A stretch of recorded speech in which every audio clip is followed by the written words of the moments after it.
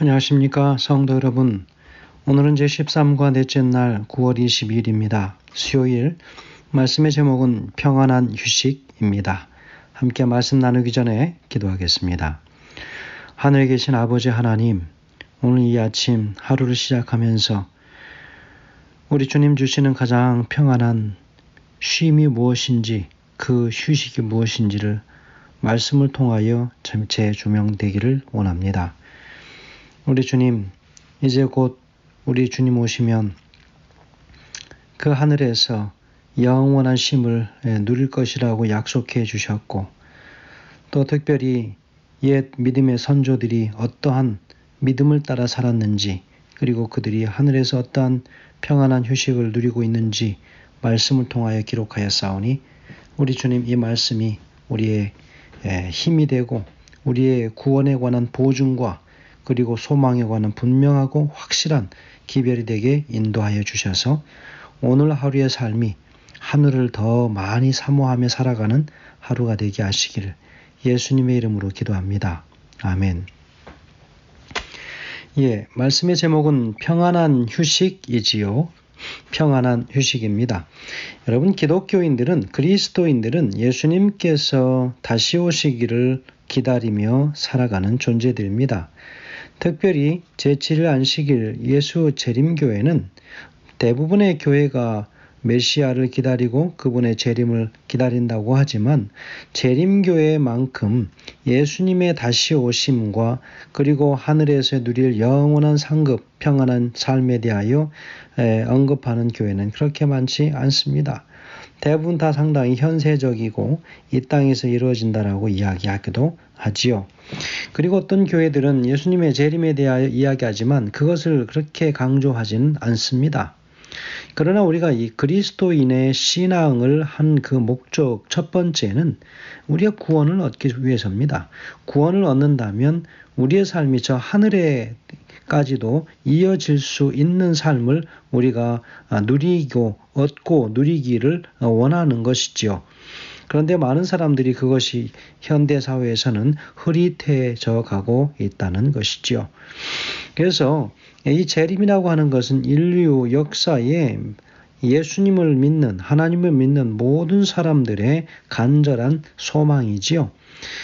그래서 오늘 첫 번째로 보면 히브리서 11장 13절에서 16절까지의 말씀입니다. 그래서 바로 이 기별, 이 메시지는 과거에 살았던 우리의 믿음의 조상들 뿐만 아니라 오늘 우리를 살아가는 우리 모두가 다 바로 어떤 위대한 약속 위에 우리의 삶의 토대를 세우고 가느냐라고 이야기하면서 묻는 것입니다.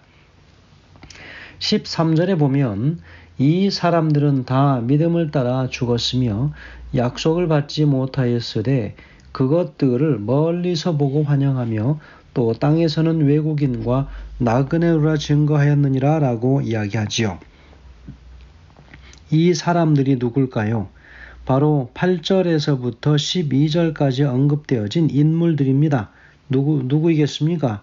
아브라함이나 사라, 그리고 이삭, 야곱. 바로 그 집안 식구들에 관하여 이야기하죠. 다 믿음에 관하여 강조하고 있습니다. 그래서 그들은 모두 가나안 땅과 그 후손들에 관한 하나님의 약속을 받은 사람들이었죠. 그 약속의 성취는 보지 못한 채 그러나 그들이 생을 마감합니다. 그러나 그들은 하나님께서 약속하신 바를 실행하실 것이라고 하는 굳은 믿음을 가지고 그들은 일생을 살았죠.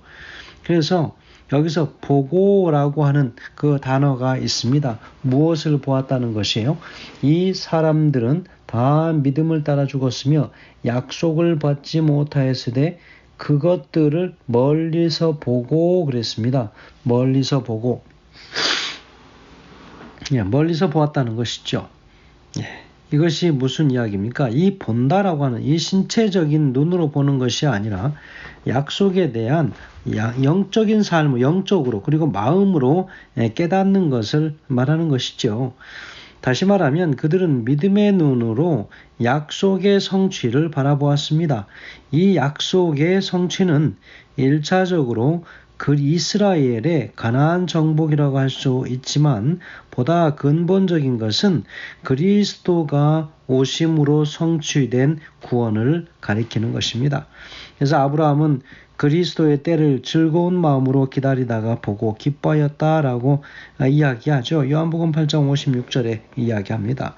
또 땅에서는 외국인과 나그네로라 증거하였으니 그랬죠. 외국인과 나그네는 바로 아브라함이 해족속에게 한 말이지요. 나는 당신들 중에 나그네요 우고한 자니 창세기 23장 4절에서 이야기합니다. 우고한 자니라고 그렇게 이야기하죠. 야곱이 바로에게 한 말입니다. 즉 무슨 말일까요? 내 나그네 길, 우리 조상의 나그네 길 쭉 이야기합니다. 그래서 이 글을 기록한 바로 이 저자는 이 절에서 옛 신앙의 위인들의 그러한 고백을 통해서 그들이 이 땅에 안주하지 않고 계속적으로 나그네로 살았을 뿐만 아니라 자신들의 참된 소망을 하늘에 두라, 하늘나라에 두고 살아갔음을 그들이 강조하는 것이죠. 자, 여러분 우리가 잘 아는 이 빌리 그레함이 아주 유명한 전도자였죠. 빌리 그레함이 죽었을 때 이제 그가 천국에서 예수님과 함께 있습니다 라고 표현한 것을 들었던 어떤 사람들의 기억을 이야기합니다. 여러분 사람이 죽으면 하늘에서 우리 예수님과 함께 있다라고 하는 그 말은 잘못된 것이죠. 여러분 예수님과 함께 있다라고 하는 거 그러면 예수님의 재림이 필요 없는 것이죠. 이미 그는 죽으면서 하늘에 가 있기 때문에 그래서 데살로니가 전서 4장에 있는 예수님의 그 재림의 광경에 대하여 한 그 말과는 상당히 상치되고 배치되는 것을 볼 수 있습니다. 사람들은 이야기하죠. 사람이 죽으면 편히 쉬세요 라고 말을 그렇게 합니다. 그래서 이 말도 이런 견해와는 맞지 않는 것처럼 보입니다. 그래서 믿음의 선조들은 편히 쉬라고 그렇게 얘기하죠. 아니면 하늘에서 그들이 해야 할 어떤 활동을 하고 있는 것인가 하는 그런 사실 마음에 약간의 좀 헷갈림도 있을 수 있습니다. 여러분 이 믿음의 조상들이 하나님께서 그들에게 주셨던 약속이 있었지만 약속이 온전히 성취되는 것을 보기 전에 그들이 죽었다라고 이야기합니다. 그러나 하늘에서 들어가서 이미 그들이 쉼을 쉬는 것이 아니라 땅속에서 영원히 정말 마치 사람의 눈으로 볼 때에는 썩지 않을 몸이 불갑을 썩음을 입는 그런 장소로 내려가는 것이죠. 그래서 사람이 흙으로 다시 돌아가는 것이죠. 하나님께서는 원래 태초에 아무것도 없었던 상태에서 무의 상태에서 인간을 만드시기도 하셨기 때문에 흙 속에서 사람이 썩어서 흩어진다 할지라도 그 모든 인자를 우리 하나님께서는 아심으로 이미 그의 몸을 구성하고 있었던 인자들 바로 그것들이 다 이제 우리 주님 오실 때는 다시 한 자리로 다 불러 모여진다라고 하는 거죠. 그래서 불갑을 썩지 않을 몸을 입고 다시 그들이 부활의 현장으로 나올 것이다 이야기하고 있는 것이지요. 그래서 사람이 죽으면 편히 쉬는 것이 아니라 그의 모든 장막이 허물어져서 죽음의 자리에 가게 되는 것이지요. 그러나 우리 주님 오실 때에는 그 모든 죽었던 목숨들이 다시 한번 부활의 경험을 그들이 누리게 될 수 있게 되겠지요. 자, 여기 요한복음 11장 11절을 보면 바로 예수님께서 표현하신 표현은 죽음을 그저 죽음이라고 이야기하지 않으시고 잠잔다 그렇게 이야기하고 계십니다. 왜 그럴까요? 죽음은 그 자체입니다. 그러나 잠잔다라고 하는 것은 언젠가는 깰 때가 있다고 하는 것을 이야기하는 것이죠. 무엇을 두고 이야기하신 것입니까? 예수님의 재림에 관하여 이야기하고 계신 것이죠. 그래서 사람이 죽으면 편히 쉰다 그렇게 이야기하면 성경과는 전혀 맞지 않는 이야기가 되는 것이죠. 그래서 어떻게 죽은 자들이 쉬고 있는가라고 하는 의문도 던져줄 수 있습니다. 왜냐하면 그 전도서에도 보면 사람이 죽으면 계획도 못하고 그 어떤 것도 과거에 있는 기억들도 하지 못하는 그런 자리로 들어가는 것이 바로 죽음이라고 이야기하지요. 그러나 우리 예수님께서는 다시 그들에게 그 현장, 이 장례식을 바라보는 사두개인들이나 바리새인들 이런 사람들을 향하여 사실은 또 한 가닥의 희망을 주는 것은 잠잔다라고 표현하는 것이지요. 아침이 되면 눈을 뜨고 일어나는 것이지요. 잠자는 것은 깰 때가 있음을 이야기하는 것을 이야기합니다. 그래서 시대소망에는 이렇게 기록합니다. 믿는 자들에게는 죽음이 사소한 문제에 불과하다.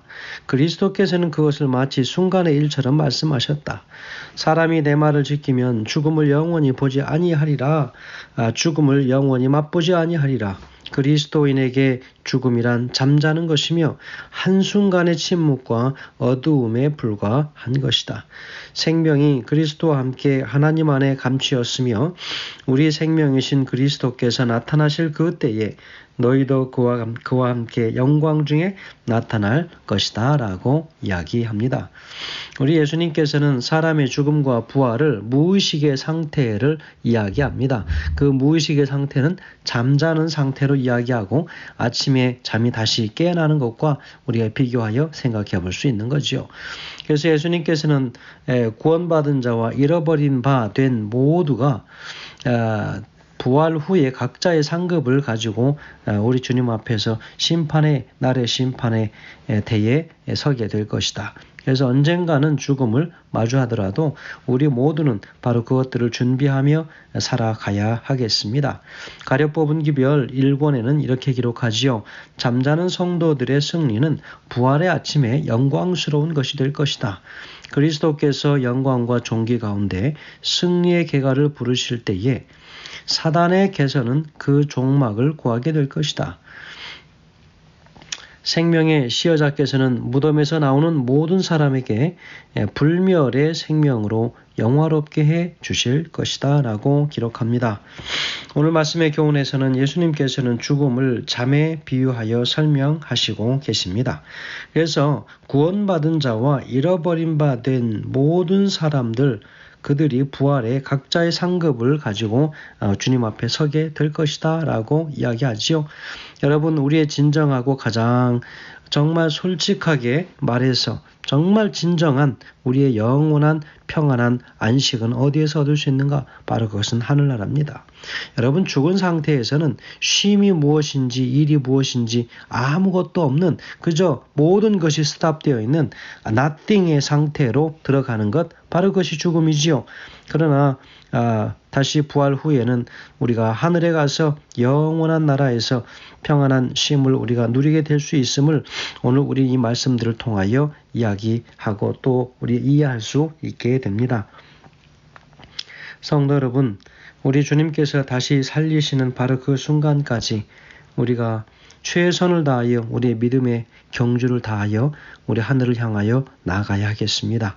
저 영원한 평안한 안식처인 바로 하늘, 우리 아버지가 계신 바로 그 영원한 안식처에 우리 모두가 함께 들어가게 되길 간절히 소망하면서 말씀을 드립니다. 감사합니다.